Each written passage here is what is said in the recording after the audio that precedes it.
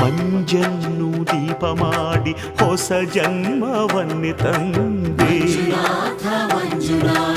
ಅರಿವಿಗೇನೆ ಗುರುವಾದ ಗುರುಗಳ ಗುರು ಇವನೇ, ಸತ್ಯವೂ ನಿತ್ಯವೂ ಒಬ್ಬನೇ, ಧರ್ಮವೂ ದೈವವೂ ಒಬ್ಬನೇ, ಶಿವನೊಬ್ಬನೇ.